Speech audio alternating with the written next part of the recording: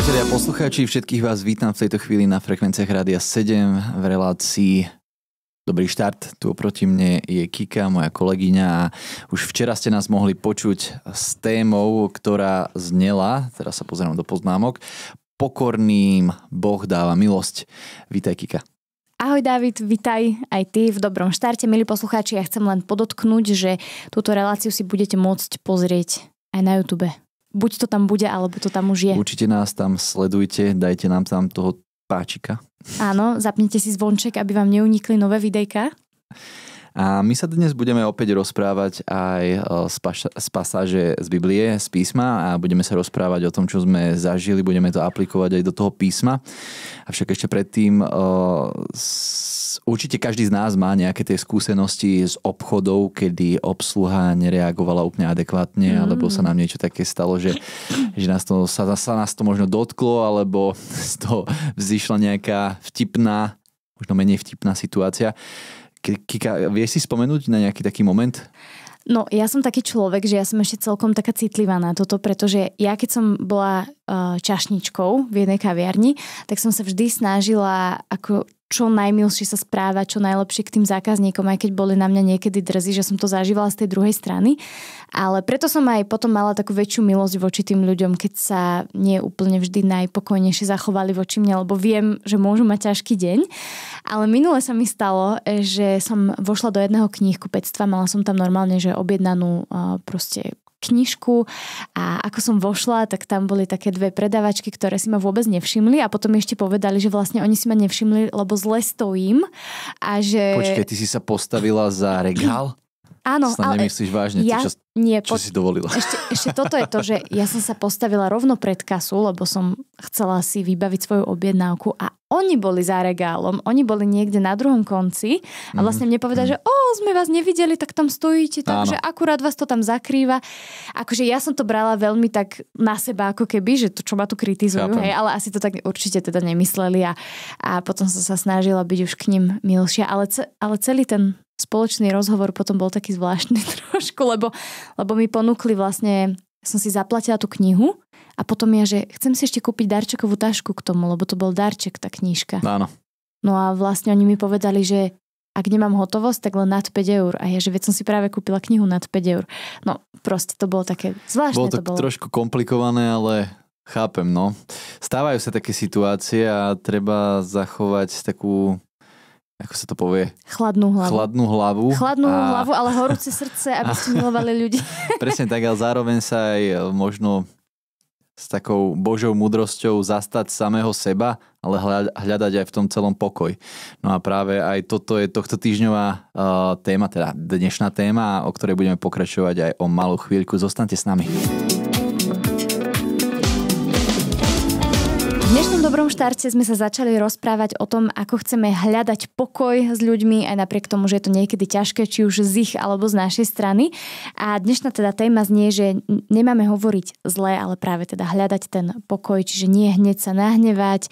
Ja som napríklad teraz zažila takú situáciu, že som bola v jedných potravinách, kde sa vlastne odovzdávajú fľaše a nefungoval ten fľaškomat. Hej? A to, čo som si všetko vypočula od tých ľudí, čo boli naokolo, to bolo neuveriteľné. Inak to úplne viem sa s tebou stotožniť, lebo človek sa vie tak zviesť na tej vlne nespokojnosti a frustrácie, a že sa tak ľudia začnú podporovať v tom. Áno, presne sa podporuješ v tom, ale bolo to až smutné, že napríklad ten človek to tam už začal potom opravovať alebo upratovať za tým strojom a že povedal, že máme tu toho veľmi veľa, a jeden ten nahnevaný zákazník povedal, že ja vám s tým pomôžem, ja by som vám to takto zhrnul všetko na zem, hej. A hovorím si, že prečo proste, keď niečo nefunguje, tak sme hneď takí ničitelia a takí nervózni a cítime sa, že sme v práve a neviem, že mne z toho ide taká pýcha až. A vlastne budeme sa viacej rozprávať teda o tom, že ako Božie slovo môže meniť aj takéto každodenné momenty, hej. Či sú to už potraviny, alebo sú to úplne neznámi, alebo aj známi ľudia. Budeme si teda čítať z 1. listu Petra, 3. kapitola, verše 10 až 11. A je tam napísané toto. Veď kto chce milovať život a vidieť dobré dni, nech si zdržuje jazyk od zlého a ústa od lstivých rečí. Nech sa odkloní od zlého a činí dobre. Hľadá pokoj a usiluje sa oň. Lebo oči Pánové hľadia na spravodlivých, jeho uši pozorujú ich prosby. Ale tvár Pánova je proti tým, čo zle činia. Dávid, aké sú tvoje prvé asociácie, keď si prečítaš tieto slova? Podľa mňa človek, ktorý činí zlé, ide proti Božej vôli, ale taktiež aj človek, ktorý nečiní dobré. Neviem, či sa ti to niekedy stalo, že si mala možnosť pomôcť, ale nejakým spôsobom si nevstúpila do toho. Áno, že aj tá neaktivita je nejakým spôsobom aktivita. Tá pasivita presne tak. Tiež niečo znamená. Presne tak. A podľa mňa akože jedna z takých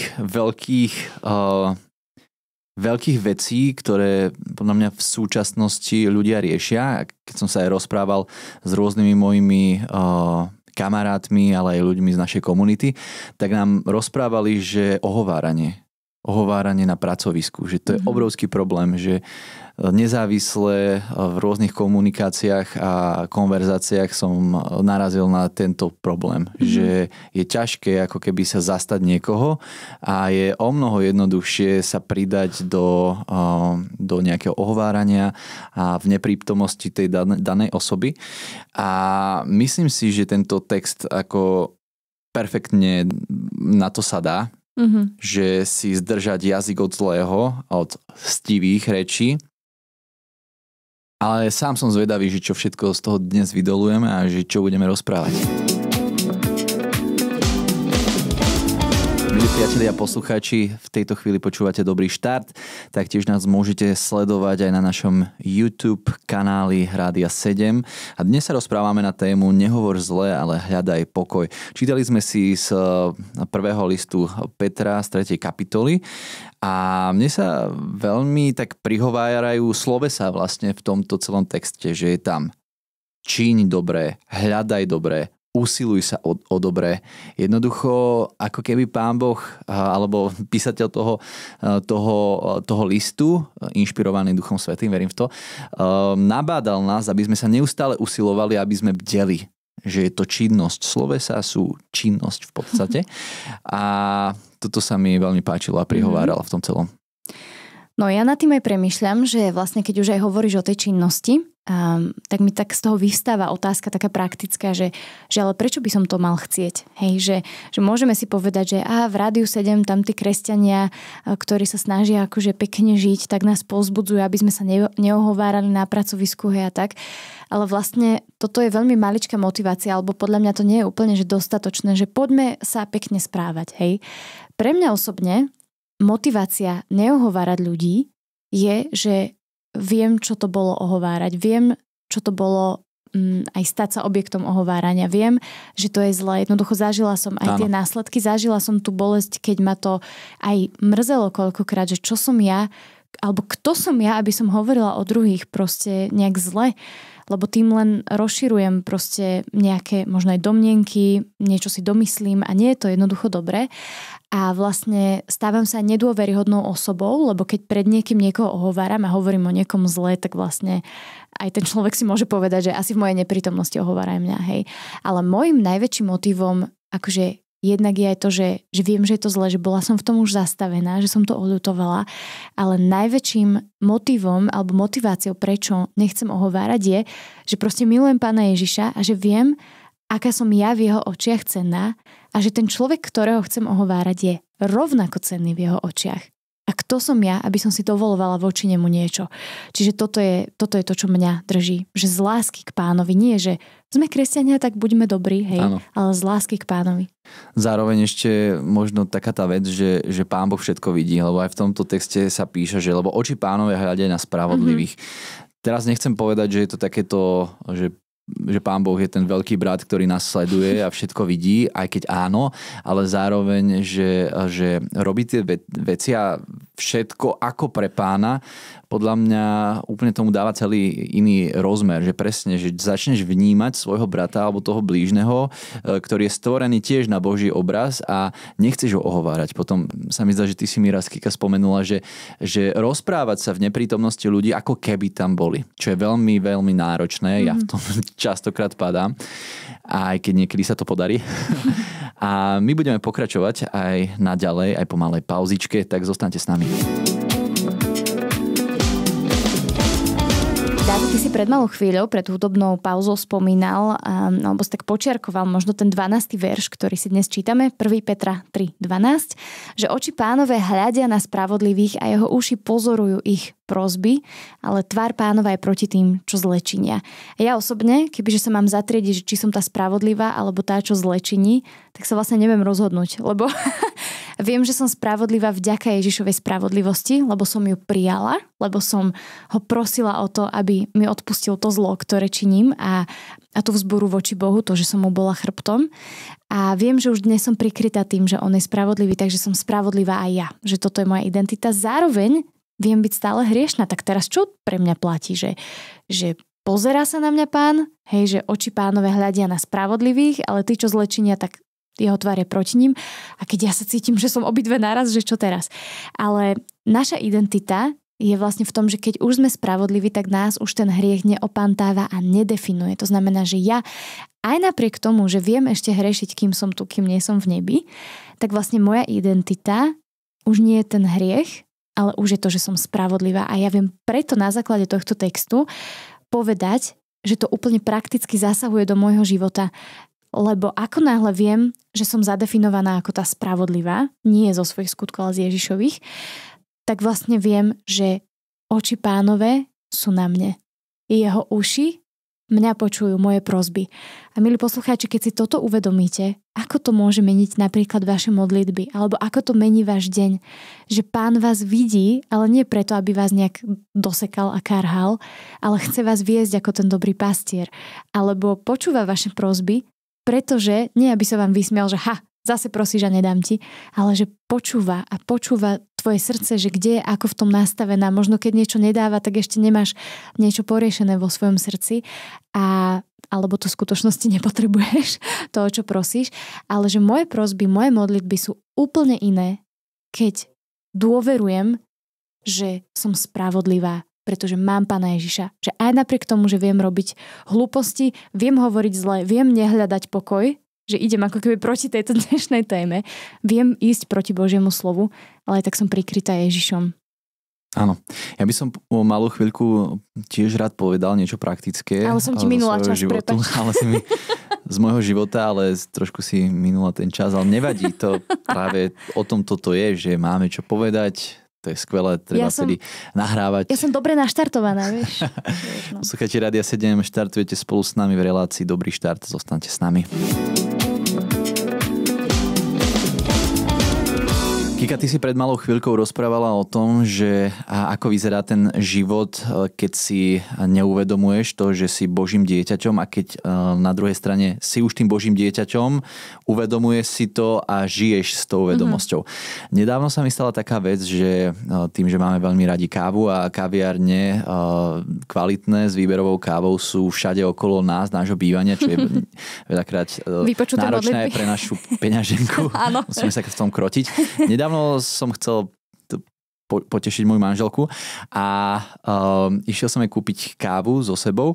No a tak som sa zarozprával s tou baristkou, že napokon som vyšiel bez zaplatenia z tej kaviárne. Dal si mi kradnutú kávu. Ale potom som si uvedomil na ulici, že keď som urobil, ja neviem, nejakých 10 krokov, že nepamätám si, že by som vyťahoval telefón a zaplatil to. Tak som sa vrátil a už všetci boli takí, že odišli ste bez zaplatenia. Ja som bol taký, že hej, ja som si to hneď uvedomil, že prepáčte, že ja vám to hneď zaplatím. Už tam bola rada ľudí a tak som, aby som odľahčil trošku tú situáciu, tak som bol taký, že ale zaplatte všetci, nie ako ja.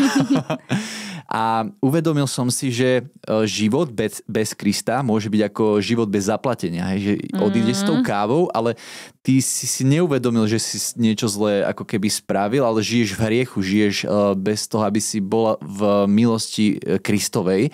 Ale keď som si to uvedomil, tak som už nemohol ísť ďalej s tou kávou. Že mal som tú vedomosť. To je krásne. A podľa mňa je to aj také, že keď sa ťa Pán Ježiš Kristus dotkne, tak ti ukáže tvoju hriešnosť, ale ukáže ti aj, čo sa dá robiť. A že to riešenie je vyznať hriechy, ísť do pokánia. V mojom prípade to bolo ísť naspäť a zaplatiť tú kávu a možno tam odľahčiť tú situáciu. Ale čo je na tom krásne, na tomto príklade, ako si to krásne prepojil s evanjeliom, tak je, že vlastne že ty už keď vieš o tom hriechu, keď ti Boh otvorí oči, tak sa vlastne otočíš naspäť a ideš naspäť k nemu a že vlastne to znamená to slovo pokánie, že sa máš otočiť, ale že vlastne ty prídeš k tej pokladne, už zistíš, že je zaplatené za teba, že toto je ešte akoby, že to tá Kristova obeť je vždy ešte lepšie, ako si to my vôbec vieme k čomu prirovnať.